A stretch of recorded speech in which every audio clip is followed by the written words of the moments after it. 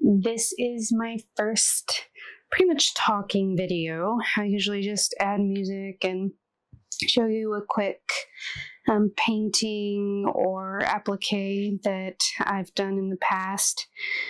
So I decided to try my hand at doing a small tutorial, something super simple. I've already painted, obviously, the canvas. It's been several months and haven't really done much with it because I knew I wanted to add something, just really didn't know what. So finally I've decided to add a little flower stencil to it. See how that turns out. You never know. So what I normally do is I actually got the stencil off of Amazon and just pick certain stencils that I like. And then I use molding paste. And I take molding paste and mix it with whatever color. Sometimes I don't even mix it. But today we're going to do a lavender.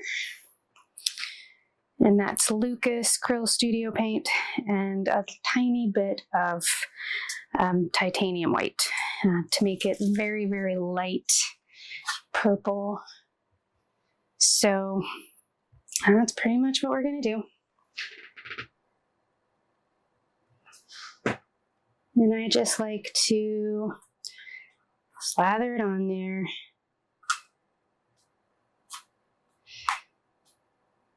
Sometimes you have to be careful with your stencil because depending on if it has a lot of smaller parts, it can pull up on you, which can ruin the look of the stencil. So you do want to be a little delicate here, so you don't do that.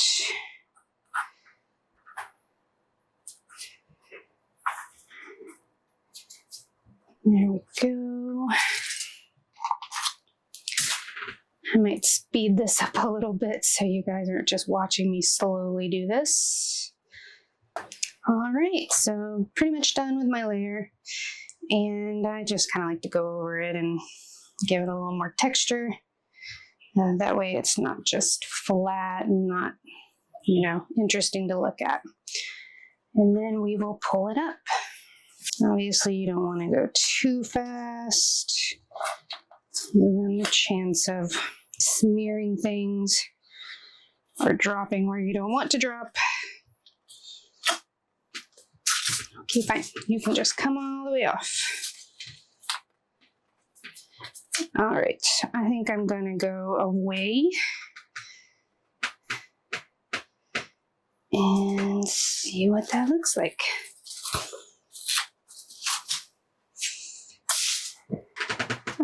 Sometimes if it does get under the, let me go ahead and just cover that a little bit more. If it does get under your stencil, then you can always go back and do a little bit of touch-ups. I just get these little silicone paint brushes and kind of go over where I want. Just to clean it up a bit. It doesn't have to be anything major. And sometimes if it dries too fast, you're kind of out of luck. But with the silicone paintbrushes, sometimes you can clean it up without having to worry about it too much.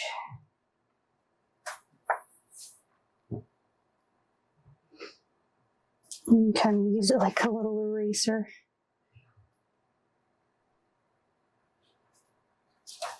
And I think I'm just going to leave it as is. And I think I might put another one down here, just about like halfway. And then I'll be done. Okay, so I actually have a bigger one of these stencils, so I didn't feel like cleaning the other one off and re-taping that one. So we're going to use this one, and it gives you a little bit of, a little more depth because you got a bigger stencil versus a smaller stencil. So it's kind of nice to have a little bit of variety. And we're just gonna do the same exact thing. Okay, so I already know that there's gonna be a little bit of issue because part of it kind of slipped on me. No worries. We'll take our trusty silicone brush and try to clean up what we don't want.